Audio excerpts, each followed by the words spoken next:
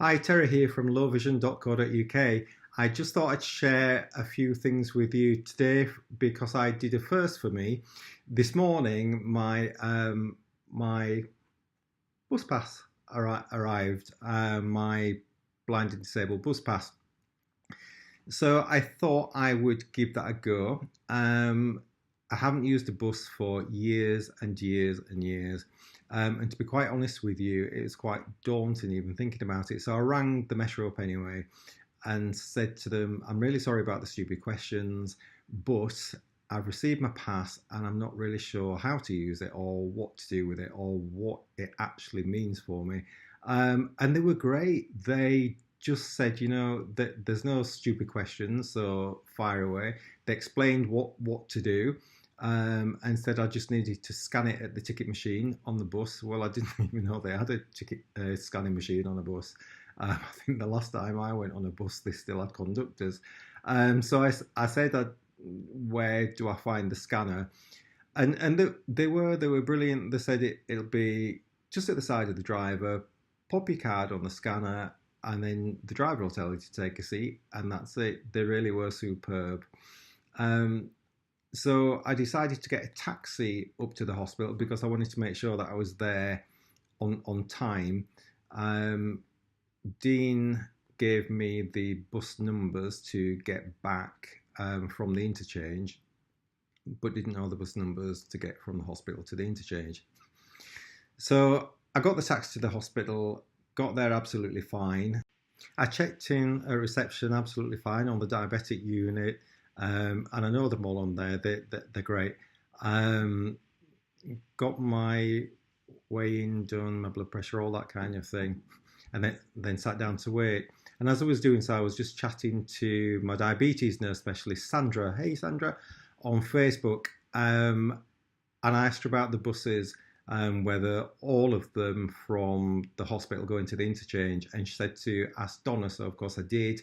And Donna was just amazing. She actually showed me where to go to get onto the bus and everything. So that was cool. The consultant was just brilliant. She actually mentioned my eyes to me.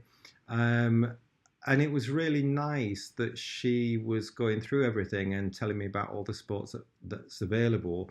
But I explained that I was already getting that and felt extremely supported. So it's just nice to know that everywhere you go, the medical profession seem to so far be really, really helpful and positive about it. Anyway, that was all finished, and then I went for my bus. And to be honest with you, it was so much easier than I thought. As I got to the bus stop, the bus was pulling in already. So I got on there, showed the driver my pass, and he told me where to put it. And then I sat down, got to the interchange, absolutely fine. And that's where there was a little bit of a problem, really. I got off the bus at the interchange and I had my cane with me, um, and decided to use that, which was fine. Found the information office, and when I got there, I just said that I wanted to get the number 625 or 626 to Baildon. Can you just tell me what stand that's on, please? So he told me that there wasn't a 625, but there's a 626, and said, is it Baildon that you want? And I said, yes. So he said, oh, it's B. So I said, right, okay, can you tell me where that is, please? Well, it's before A, mate. And, and so I thought, well, actually, it's after A, but never mind. And I said, well, is that on this floor or is it downstairs? And he went, no, it's B, mate. And I said, yes, I know.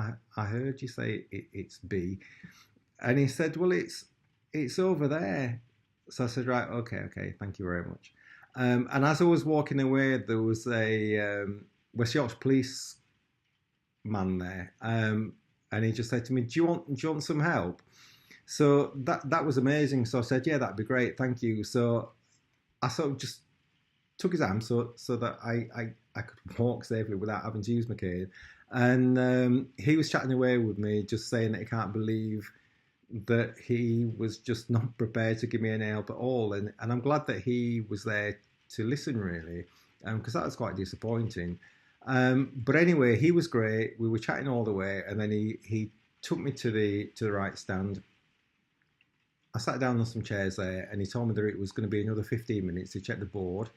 And actually, he came back 12 minutes later just to make sure that I was okay. And I said, yeah, absolutely fine. That's brilliant. Thank you. A bus pulled in then, but I couldn't actually see whether it was the right one or not. So there was a guy walking past me, and at that point I had my cane out. So I just said, excuse me, can you tell me whether that's 626? And he was brilliant. He went to check and he went, it is, yeah, do you need a hand? And I didn't. I was absolutely fine. So I got on the bus, and it was good. It was absolutely fine. I felt really comfortable. The pass worked perfectly well.